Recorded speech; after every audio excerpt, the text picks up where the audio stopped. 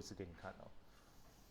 好，这边呢现在进到 Blender， 然后第一个就是把我们的 Cube 给 delete 掉。delete 掉以后呢，第二件事情是先，其实也不用删掉了，但我觉得你 Shift 加 A 自己做一个 Cube 比较实在。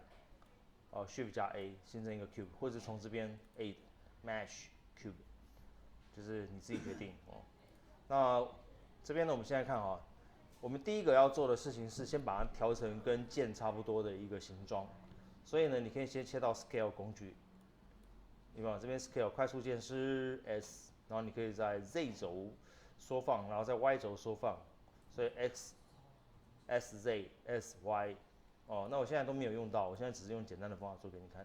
然后第二个呢是必须要切到透明 X 光模式，然后再来呢，你必须要看到线，布线，布线很重要，建模的时候要看到布线，所以点这个地方，两个圆圈圈，这边有一个叫做什么 wireframe 线，线要打开来 ，geometry 是模型的意思 ，wireframe 是线。wire 是线嘛，对 wireframe 啊，反正就是 wire 是线，然后 frame 是框架，然后 wireframe 加起来就是看得到模型的那个布线 ，OK 吗？然后接着呢，按 Tab 或者是在这边 Object Mode 键 Edit Mode， 然后 Ctrl R，Ctrl R， 有没有看到 Ctrl R？ 有不要移到中间这个位置，它才会出现布线，移开来就没有，要放到中间，懂吗？放到中间，然后用滚轮。不要按任何按键哦，滚轮有没有看到两根线？shit， 我失败了，等一下 ，Ctrl Z 回去哦 ，Ctrl R 再一次，有没有滚轮？然后看到那个两条线以后，赶快按左键，再按左键，我按了2次哦，我按了2次哦。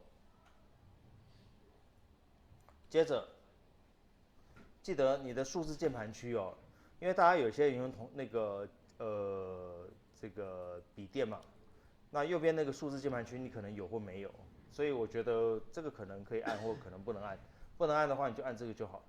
那如果能按的话，它其实是这样子，它可以这样子7、1、3、9，有看到吗？7可以切到上视图，那不然的话你就直接点就好了啦，其实没有很严重。但是我还是跟你讲哦，用笔电的同学，如果你右边没有数字键盘区，去买一个数字键盘，因为那接上去以后，很多软体的快速键才能用。那不是我故意要找你麻烦，那是我只是建议你，你有办法搞定也可以，但是很多软体的快速键是不能改的。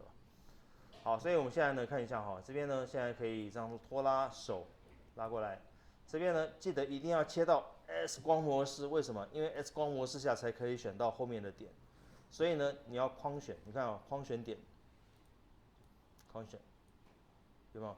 再一次框选，切到缩放工具，缩放工具，缩放。好，这里要干嘛呢？做渐间。哦，然后再就可以拖拉。我现在都尽量用比较简单的方法做，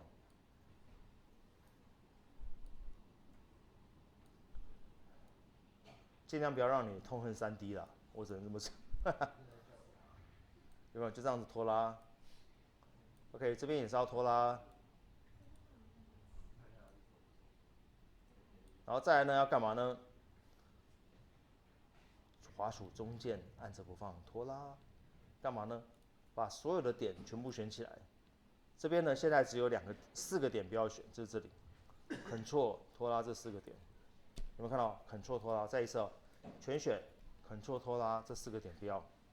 接着呢，你有没有看到这个上下这个地方拖拉？不要过头，有没有拉近一点？这个有点烂的，老实说这软体。哎妈！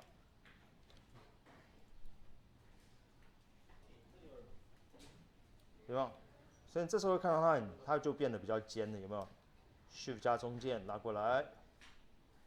好，这边呢，现在把透视关掉，把模式切回物件模式。所以我们现在是做到这里，有没有看到？就看起来像是剑刃的地方 ，OK 吗？现在先做到这里，这是第一个步骤。